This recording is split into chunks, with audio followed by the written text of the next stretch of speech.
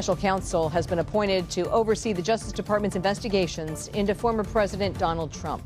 The Justice Department is looking into Trump's involvement in January 6th in efforts to overturn the 2020 election, as well as classified records seized from his home in Florida. Special counsel Jack Smith will oversee those investigations. Attorney General Merrick Garland believes the appointment of a special counsel is in America's best interest. Joining us with more is Tom Dupree. He's a co-partner at Gibson, Dunn and Crutcher LLP here in Washington, D.C. He's also previously served in the Justice Department, managing federal cases on behalf of the White House and government agencies. Tom, I want to begin with a statement we've just received from a Trump spokesman who's called the special counsel appointment, quote, a totally expected political stunt by a feckless, politicized, weaponized Biden Department of Justice. What's your reaction to that characterization?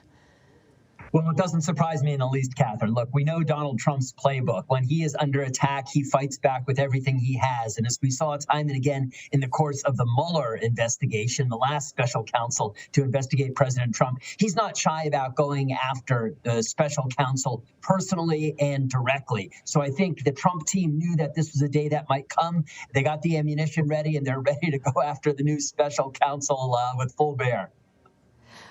Does the special counsel appointment tell us that the Trump criminal investigations are far advanced? You know, I don't know that it says they're about to wind up. I think they are sufficiently far advanced. The DOJ lawyers, the investigators, the agents have been investigating all of this for months now. And so I don't think they're quite at the point right now where they're ready to make a charging decision or not. Obviously, the new special counsel is going to have to take some time to get up to speed on the facts of the case. But I can't imagine that there's that much investigatory work still left to do at this point. So what you see here is a scenario where the special counsel appointment has been made to effectively assess the evidence, wrap up some loose ends, and then make that fundamental decision about charging. I think that's a fair characterization. Look, it's obviously going to be a very difficult decision. I mean, charging or indicting a former president of the United States is something that's unprecedented in our nation's history. So it's obviously a decision you have to make very carefully after a lot of thought, after sifting the evidence. And so I think that's the main task right now in front of the new special counsel. It's not so much pursuing new investigatory routes as it is evaluating the evidence that they've already collected and then making what will ultimately be an immensely momentous decision. Why do you think the timing, the announcement earlier this week of former President Trump that he would run in 2024 was apparently a tipping point for the Attorney General?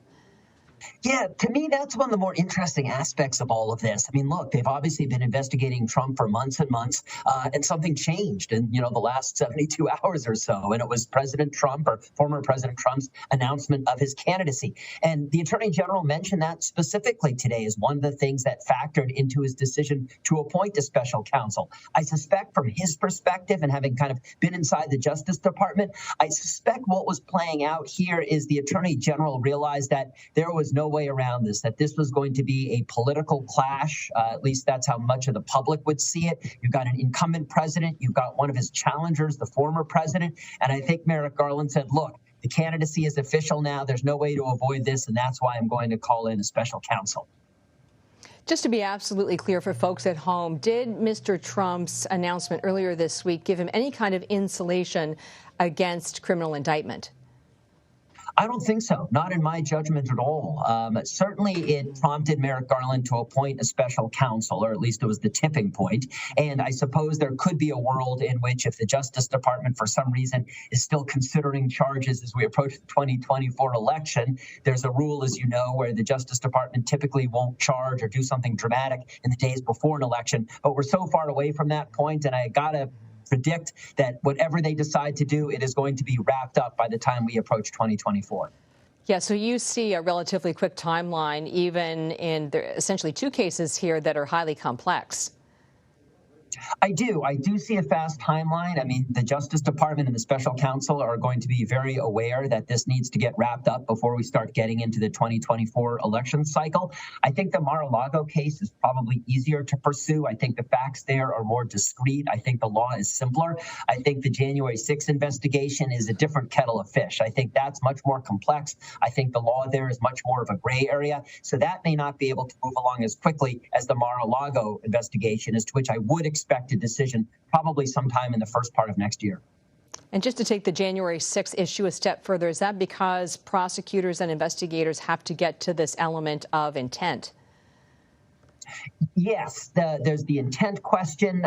There's also the fact that at the time the alleged crimes that they're investigating were committed, he was the president, which I think complicates things too. I think getting witnesses to testify and obtaining documents and evidence and testimony for the events surrounding January 6th and the election, I think all of that is much, much more complicated than figuring out what happened at Mar-a-Lago with the documents that were in storage.